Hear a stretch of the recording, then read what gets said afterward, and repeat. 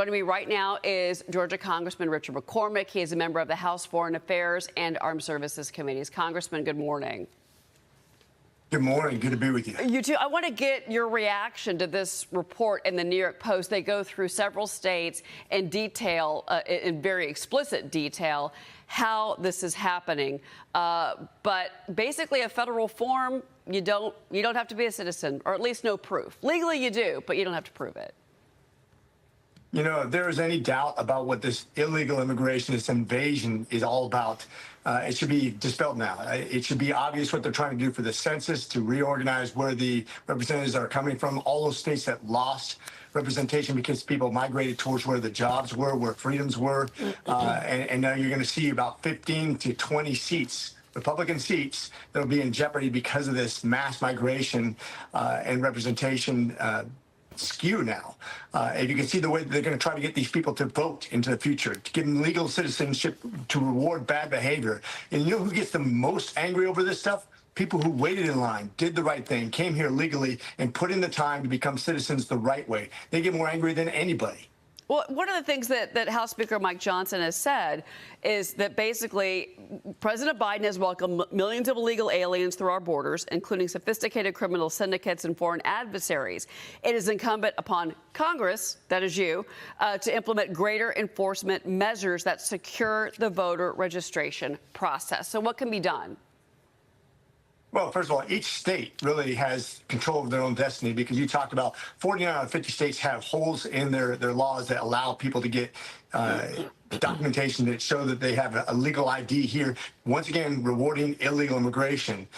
We as Congress have done some good things to secure the border, but the Senate, of course, won't uphold that. The president has gotten rid of over 60 different methods of securing the border. His last weak attempt at securing the border basically says, oh, we're going to only accept so many per year or so many per day. It's ridiculous. This is a ridiculous slant at basically getting back voters in an illegal way, because they're hemorrhaging voters because they are doing the wrong thing for this country, and the American public knows that. All right. I want to bring in Liz Peek. She's on set with me. She's got a question for me. Good morning, Congressman. So you are from Georgia, an incredibly important swing state where the margin of victory for Joe Biden the last time around was incredibly narrow.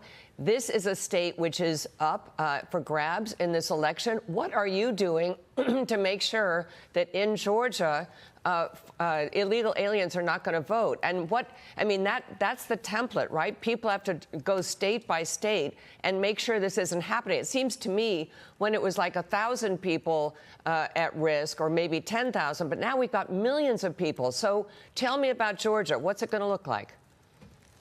Georgia is one of the few states that actually did some substantial things to fix our voter laws.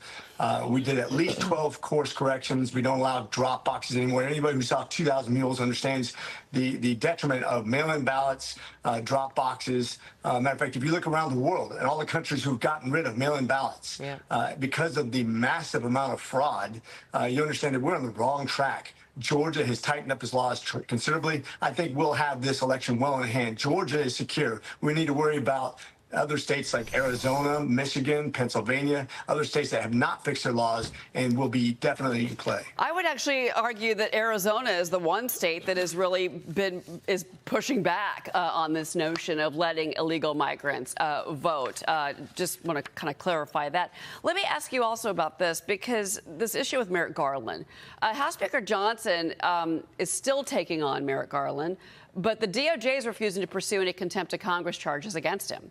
So Johnson says he's going to be certifying the Garland contempt reports to the U.S. Attorney for District of Columbia, and will also move to enforce the subpoena of Garland in federal court. He's also calling out the department aggressively prosecuting Steve Bannon and Peter Navarro for defying congressional subpoenas, listing another example of the two-tiered system of justice brought to us by the Biden administration. So, you know, Steve Bannon, Peter Navarro, they're punished. Merrick Garland, not so much.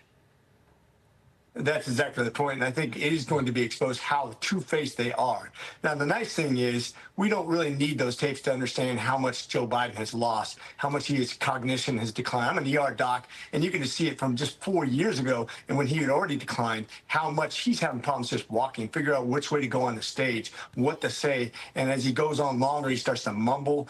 He's doing all the things that people with Alzheimer's or dementia do. This is an obvious deterioration of mental state. But really, the more problematic thing with the Democratic Party is their ideas. Whether he's in perfect mental condition or not, we know that Kamala Harris would make an even worse president, and she has her faculties about her. So this is really about exposing, though, the double-minded nature of the DOJ in our areas. Well, look, none of us are doctors. We just know that we see a president moving a little bit slower, especially over the weekend, to be clear. But certainly it's going to be interesting when this debate comes, which, again, is 10 days away.